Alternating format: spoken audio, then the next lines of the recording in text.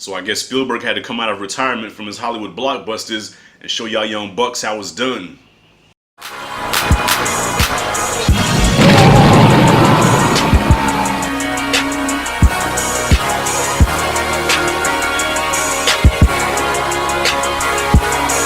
Alright, so today I'm going to be reviewing Ready Player One, directed by Steven Spielberg, written by Zach Penn and Ernest Cline, who also wrote the novel of the same name, which I haven't read, so I can't compare the novel to the movie to see which one was better.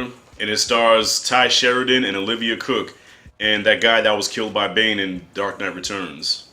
And the music was done by Alan Silvestri, which I'm so used to Spielberg working with John Williams, because as I was watching the movie and listening to the score, I was like, this doesn't sound like John Williams. This sounds more Alan Silvestri type. And sure enough, in the credits, that's who did the score to the movie, which is still a great score. I mean, Alan Silvestri, he's not John Williams level, but he's kind of close to it, man. He's done some scores too. All right, so I'm gonna see if I can get this right, man, because this plot is a little complicated. The movie takes place in 2045, so it's almost like some post-apocalyptic type shit.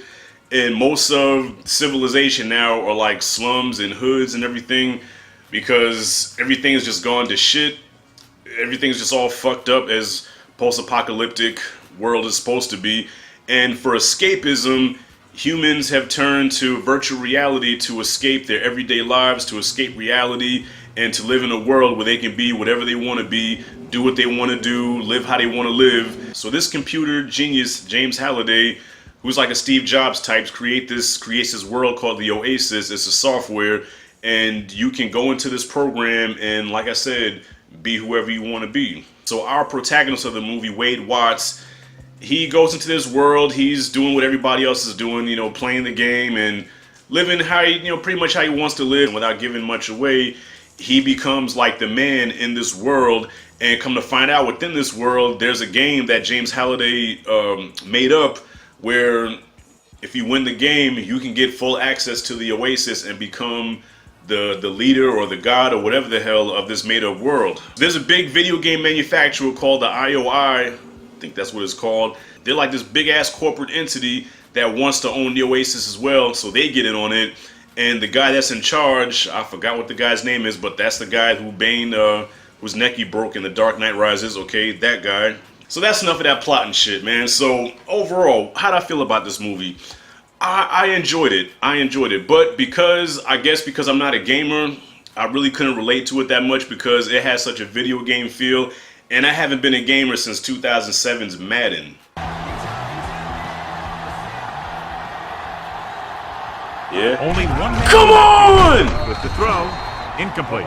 The defense was coming after him on that. Spielberg once again is on point. Spielberg cannot direct a bad movie if he tried. And Spielberg has made maybe a few stinkers in his career, but he's on point with this one.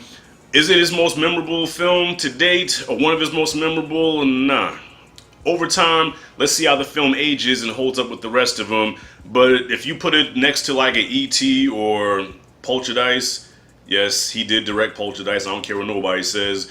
Jaws and Jurassic Park, like those are timeless classics that get better with age.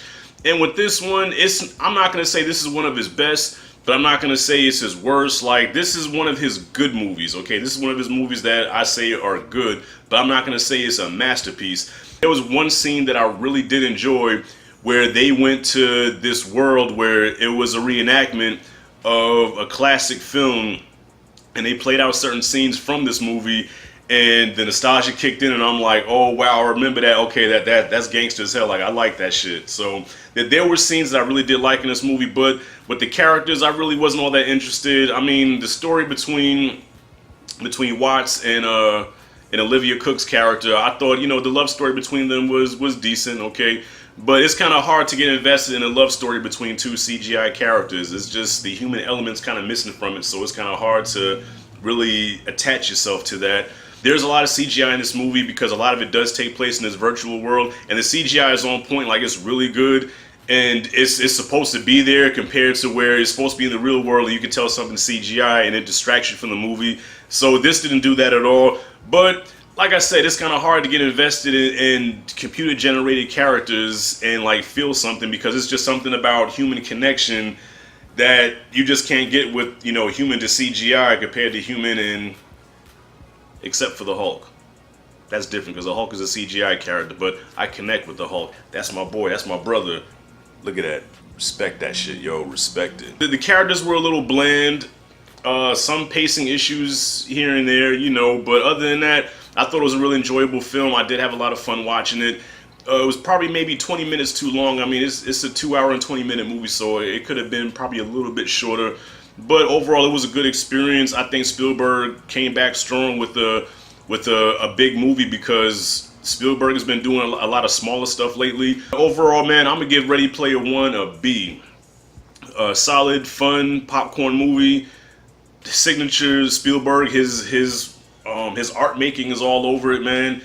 It's a love letter to the fanboys and to the retro heads like myself, man. You're gonna be busting nerdgasms watching this, but not so much because the retro stuff kind of goes by so fast that you can't really enjoy it, which kind of sucks. But still, it was cool to see it there. Like everything that you ever loved growing up is in this movie, but the thing is, it goes so fast. Like before you realize what you've just seen, it cuts to something else real quick. Like you can see Spawn, and then it cuts away like within a split second, or you see the Ninja Turtles or King Kong or the T-Rex from Jurassic Park. Like it goes by so fast, if you blink you can miss it. That's my grade, y'all. Have you seen Ready Player One? What do you think? Comment below, comment freely. Thank you for watching. As always, this is Rashad G signing out. See you in the next video.